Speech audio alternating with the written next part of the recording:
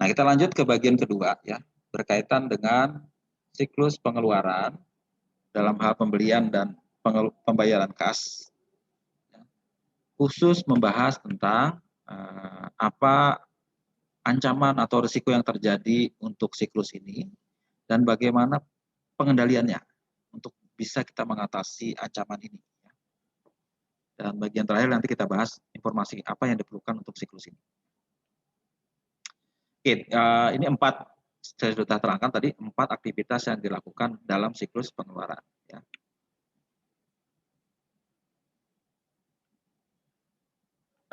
Sebelum sampai ke pengendalian kita bahas ya. Tadi saya sudah terangkan bahwa tiap aktivitas itu dilaksanakan oleh orang yang atau bagian yang atau unit yang berbeda-beda ya. Bagian purchasing yang menangani purchase requisition dan mengeluarkan purchase order ditangani oleh bagian purchasing, termasuk juga menjaga dan mengevaluasi kinerja dari pemasok. Kemudian langkah kedua menerima receiving, menerima barang itu ada dilakukan oleh bagian penerimaan barang atau receiving. Dan barang yang diterima itu diserahkan kepada bagian gudang, inventory store. Ya. Kemudian penanganan atau persetujuan untuk invoice-nya ditangani oleh bagian utang usaha, account payable yang bertanggung jawab kepada manajer akuntansi. Kemudian pembayarannya, langkah keempat, dilakukan oleh kasir yang bertanggung jawab pada manajer keuangan. Dua-duanya di bawah koordinasi direktur keuangan. Kalau yang 3 ini, purchasing, receiving, dan inventory di bawah tanggung jawab direktur atau manajer bagian produksi atau manufacturing. Ini harus ada pemisahan yang jelas ya. Pemisahan jelas harus ada antara purchasing, receiving, account payable ya, dan kasir. Ya, jangan mereka rangkap-rangkap tugasnya ya. Purchasing hanya menangani purchasing ya, tidak ikut melakukan penerimaan dan tidak ikut menangani invoice yang melekat di situ ya. Termasuk mencatat atau mengupdate angkanya ya, tidak merupakan bagian tugas dari mereka. Demikian juga bagian lain tidak boleh ikut dalam mengambil keputusan dalam hal pembelian. Nah, kalau ini dirangkap ya, akan muncul hal-hal yang tidak kita inginkan ya. Kalau bagian pembelian itu tidak dipisahkan dengan bagian yang meminta, itu dia dapat membeli dengan sembarangan ya. Atau bahkan membuat pembelian yang fiktif bisa terjadi ya. Pembelian itu nggak perlu sebenarnya dia lakukan pembelian. Ya. Bahkan barang yang dia terima ya, ternyata menguntungkan rekanannya tadi itu. Mungkin dia keluarga dia kah itu, rekanannya itu dan sebagainya. Ya. Itu bisa terjadi karena dirangkap ya.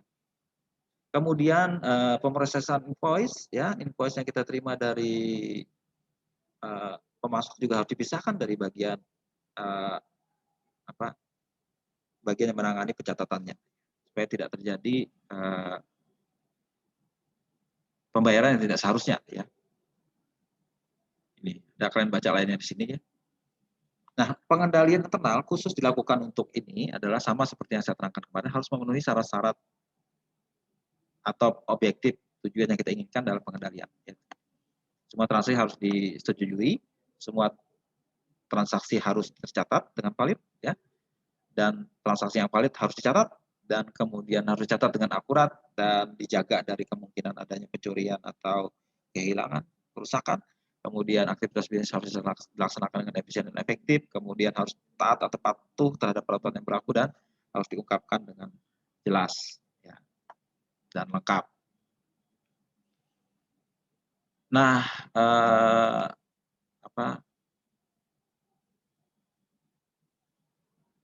bagian pembelian itu rawan terjadi adanya korupsi.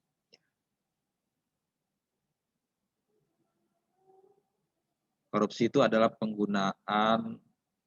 penyalahgunaan wewenang untuk menguntungkan dirinya sendiri.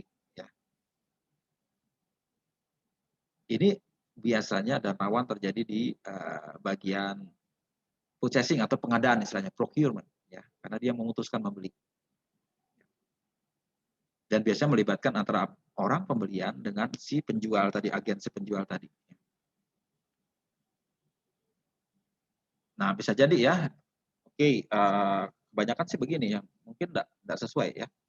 Dia mungkin demi untuk meningkatkan penjualannya dari sisi penjual, dia merayu pembelinya dengan segala macam cara, ayolah beli barang kami, Bapak dapat segini, dapat segitu. Nah, itu Berbahaya karena si orang agen tadi bisa saja beli barang yang tidak sesuai dengan harga yang terlalu kemahalan atau barang yang tidak diperlukan bisa terjadi ya. Nah, itu di situ dia menyalahgunakan wewenang dia sebagai orang yang memutuskan itu demi untuk kepentingan tertentu yang uh, bisa merugikan kepentingan organisasi atau perusahaan secara keseluruhan. Nah, bisa jadi barang yang dibeli itu overprice, harganya kemahalan, atau kualitasnya terlalu jelek, atau barang itu tidak diperlukan, atau barang itu justru tidak pernah diberikan atau dikirimkan, ya. Dan dia menawarkan something, baik itu uang, pembayaran utang, atau ada ya imbal baliknya apa gitu, ditawarin kerjaan, atau apa mau jalan-jalan, mau pergi kemana, atau apa kami belikan apa gitu kan. Nah, itu sudah merupakan apa? Suap, ya suap, menyuap, menyogok kasarnya gitu karena dia punya wewenang untuk memutuskan membeli atau tidak. Nah, ini harus waspadai, ini merupakan ancaman yang harus serius yang dipertimbangkan dalam siklus pendapatan. Nah, yang berkaitan dengan ini ada bermacam skim, ya skim fraud ya kecurangan ya. Pertama bribery, ini penyuapan ya, suap, dan biasanya disebut sebagai kickback ya. Oke, saya beli tapi saya dapat apa? Itu kickback itu ya. Memberikan sesuatu yang sebagai imbalan dia membeli.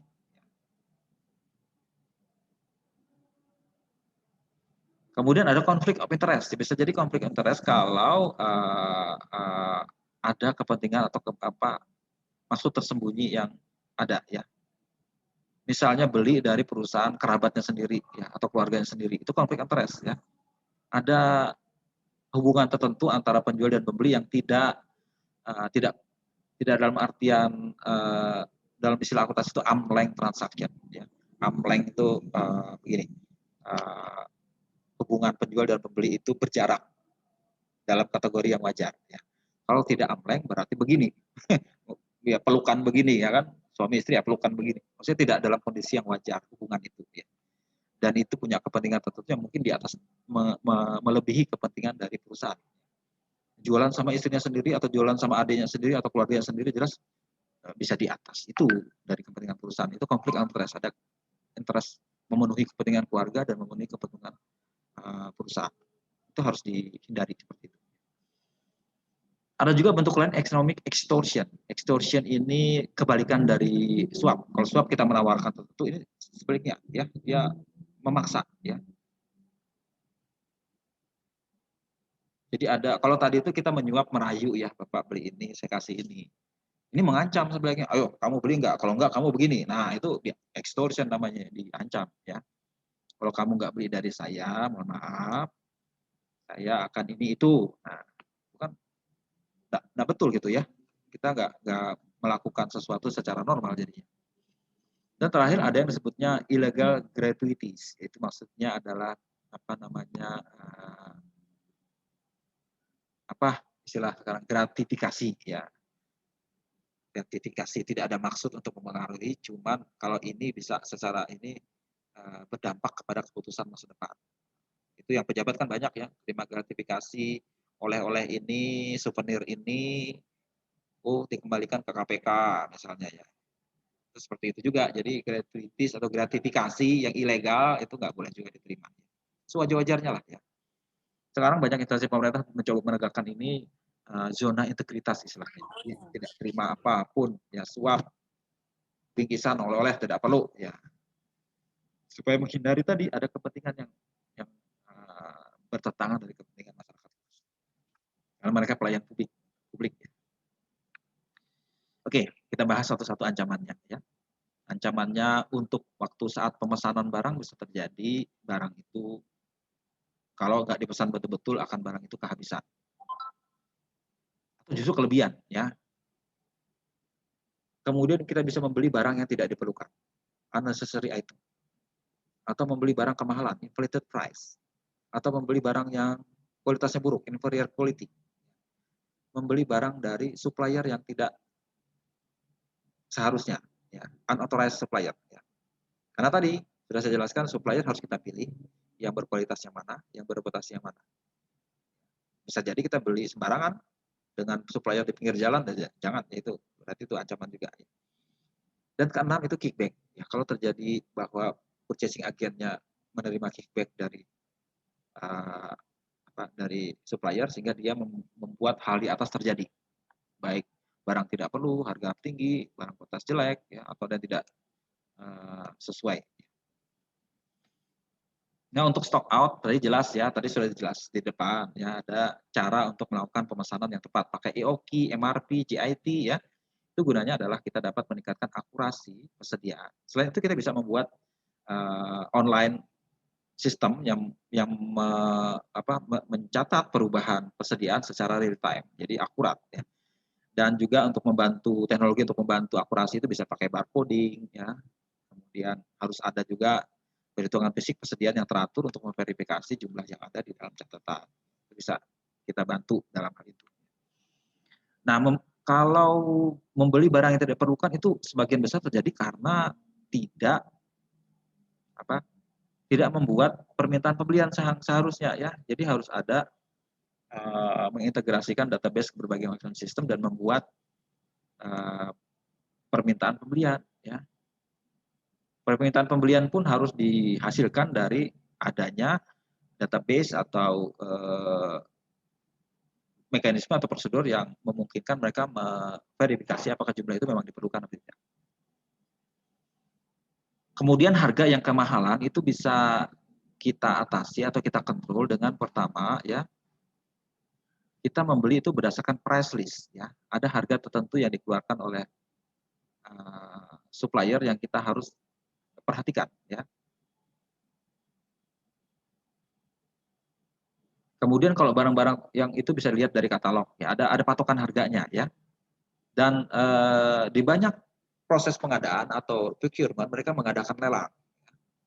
Lelang ini bid, competitive bid itu gunanya adalah mencari harga yang paling murah ya, tapi dengan kualitas yang terbaik ya. Itu bisa pakai itu ya. Untuk barang yang khusus yang harganya mahal ya, bisa seperti itu ya. Kemudian harus ada kita review atau kita periksa purchase order-nya sesuai dengan kebijakan yang berlaku. Kemudian kita bisa membuat aturan khusus tentang pengendalian anggaran dan mereview atau memeriksa laporan kinerja. Kemudian barang berkualitas jelek bisa kita hindari dengan pertama kita membeli dari rekanan atau supplier yang sudah kita setujui ya di dalam list atau daftar rekanan tetap tadi. Kemudian kita periksa juga purchase order-nya sebelum di-okekan ya. Kemudian kita juga terus-menerus mengevaluasi kinerja dari supplier tersebut ya. Kemudian harus juga meminta manajer pembelian untuk bertanggung jawab terhadap cost-nya tadi yang diminta ya, cost bertanggung jawab ya. Dan sampai mereka sembarang beli yang murah ternyata berkualitas jelek. Kemudian membeli dari supplier yang tidak diotorisasi ini bisa dicegah kalau kita punya ya tadi itu daftar rekanan tetap, use of approved suppliers ya. Kemudian hanya membatasi akses dan daftar itu tidak boleh diakses tidak boleh diganti atau dirubah sembarangan ya. Kita batasi aksesnya ya. Kemudian secara teratur kita review kinerja mereka dan kita lihat apakah kita bisa meneruskan kerjasama dengan mereka. Nah, kickback tadi bagian dari korupsi tadi, maka kickback ini harus bisa dihindari ya. Dengan pertama ya melarang bagian pembelian itu menerima hadiah atau apapun dari supplier. Kemudian melatih mereka untuk bertanggung jawab terhadap hubungan mereka dengan supplier. Kemudian secara teratur merotasi jabatan sehingga jangan mereka kendor kelamaan di situ. Kemudian mengaudit proses pembelian mereka secara teratur. Memaksa adanya cuti yang wajib. Ini apa yang maksudnya? Ya. Kalau bagian tertentu dalam perusahaan punya kebijakan gini, mereka harus cuti. Ya. Di tanggal tertentu digantikan dengan orang lain. Jadi kalau digantikan orang lain kan yang biasanya terjadi jadi terganggu dan terstop dan mungkin ketahuan dari situ. Ya. Itu yang harus juga diperhatikan. Ya. Kemudian melihat adanya kemungkinan konflik of interest. Ya. Dia punya hubungan dengan siapa? Ya. Kemudian harus ada kita memungkinkan adanya audit untuk vendor dalam kontrak kita dengan supplier. Kita meriksa gitu loh. Perusahaan tertentu bisa menjaga integritas mereka, misalnya bagian pembelian itu nggak boleh ini itu ya. Mungkin digaji khusus dan sebagainya. Saya pernah berhubungan dengan tadi ya, dengan bagian pembelian ya. Mereka hati-hati sekali berhubungan sama kami ya. Takut kalau kami sogok gitu. Bahkan membicarakan apapun yang mengarah ke sesuatu mereka menghindari ya. Saya nggak tahu apakah di ruangan mereka punya CCTV yang direkam ya. Saya curiga ada juga, cuma saya nggak melihat ya. Jadi waktu mereka ngobrol sama kita dimonitor sama CCTV-nya ya, segala macam. Dan mereka menjaga itu, tidak ada sogok-menyogok sama sekali pada saat proses pengadaan di situ. Fair sama sekali ya. Dan mereka bisa menjaga itu. Dan di banyak instansi sudah mulai kelihatan adanya etika yang baik dalam penanganan berkaitan dengan pembelian atau pengadaan. Jadi bahkan mereka menghindari sekali ngomong-ngomong tertentu yang melibatkan sesuatu ya. Waktu ngobrol santai-santai, "Bapak dari mana Pak asalnya?" "Oh saya dari Banjarmasin." "Oh Banjarmasin itu terkenal permatanya batu ya?" "Iya Pak, banyak saya punya koleksi." "Oh jangan dihindari, stop, saya bicara itu, takut dia nanti saya menyogok, saya mengirimkan batu permata ke dia." Jadi rupanya seperti itu ya, langsung dialihkan bicara yang lain lagi ya, jangan sampai terjadi seperti itu. Sebenarnya takut saya sogok bagaimana, dan saya juga nggak mau menyogok. Ya. Jadi rupanya dibiasakan mereka, jadi jangan bertingkah laku yang menyebabkan di luar kepantasan dalam hal berhubungan dengan supplier.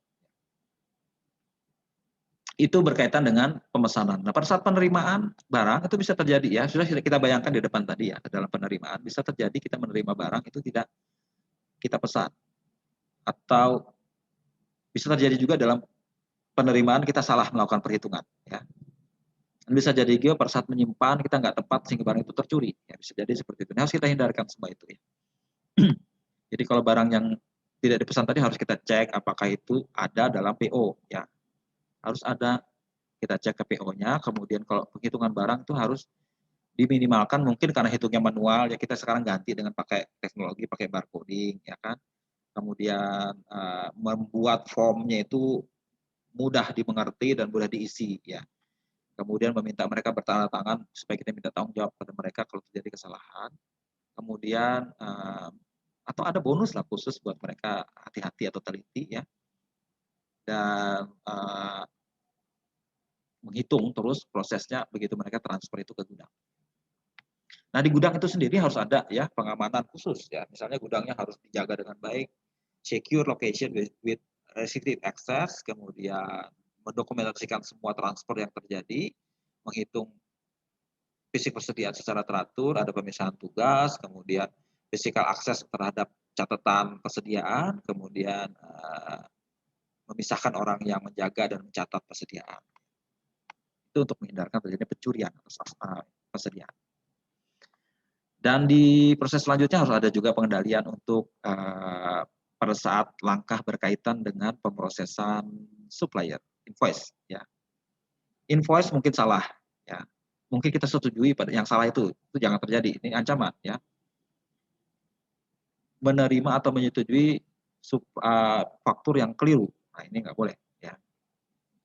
Kemudian kesalahan pada saat kita memposting itu ya. Harusnya ini masuk ke supplier A, masuknya ke supplier D misalnya. Jangan seperti itu ya. Nanti protes mereka.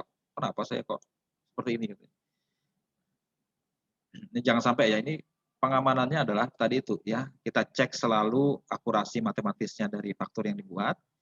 Kemudian mengeceknya lagi ya. Kemudian kalau ada terjadi salah posting itu juga harus hati-hati ya. Salah posting itu adanya, kita cek kemudian ya jumlah akun supplier dengan jumlah ini bisa dicek ya dengan rekonsiliasi semacam itu. Nah, pada saat pembayaran ini macam-macam terjadinya ya. Gagal dalam memanfaatkan diskon, membayar item yang tidak diterima, pembayaran bisa double terjadi ya, pembayaran bisa double terjadi, atau mungkin kemudian pada saat pembayaran bisa dicuri ya, kemudian ada cek dirubah-rubah ya, dan ada masalah berkaitan dengan arus kas yang terjadi yang seperti saya ungkapkan tadi, tidak match antara penerimaan dan pengeluaran kas. Oke, ya itu ya. Kemudian eh, apa ini harus dicegah dengan berbagai macam pengendalian ya. Sekarang saya bahas ini, membayar sesuatu yang tidak kita terima. Ini berarti dia tidak cocokkan 3 hal yang saya bilang tadi ya. Nah ini. Jadi 3 hal yang harus dicek itu purchase order-nya,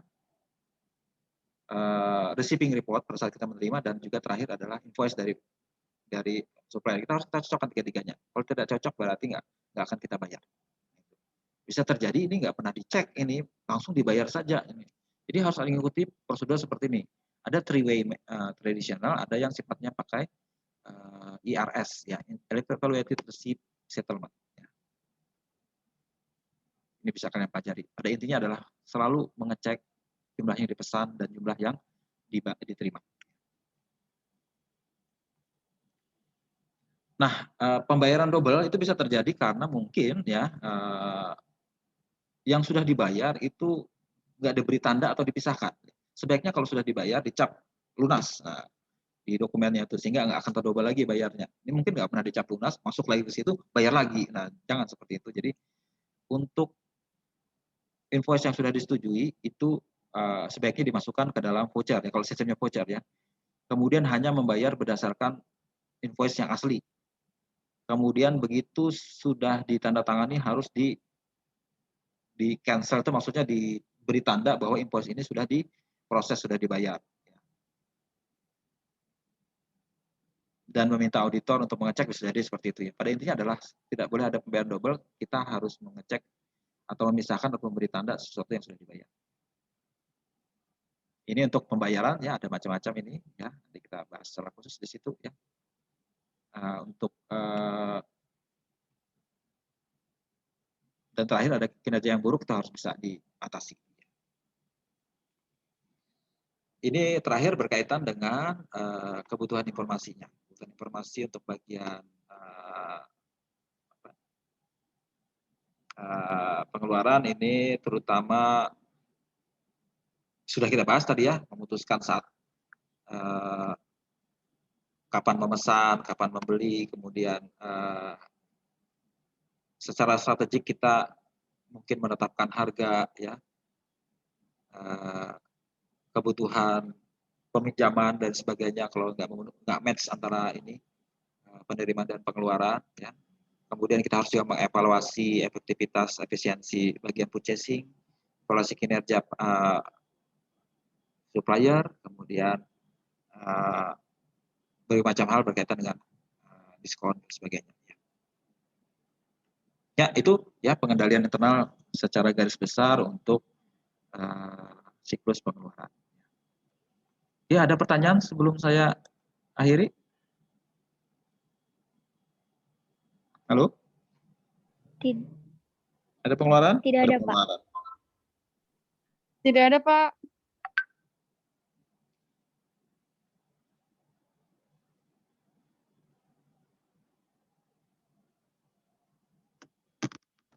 Ya, habis ini akan saya berikan studi kasus, tapi nanti kita bahas ya. Saya infokan lebih lanjut mengenai ini sebenarnya tidak mudah ya, kalau tadi secara cepat saya terangkan, cuman kalian harus hafal satu-satu, dan terutama sekali kalau menghadapi kasus yang ada di dunia nyata, itu bisa rumit ya. Itu saya biasakan dengan melihat atau mempelajari dari studi kasus ya. Nanti saya berikan studi kasusnya, nanti kita bahas secara khusus di dalam pertemuan selanjutnya. Ya. Oke, kalau tidak ada, saya akhiri ya. Sampai ketemu di pertemuan selanjutnya ya. Keep in touch, saya infokan di grup kalau ada berkaitan dengan tugas atau assignment untuk bagian ini.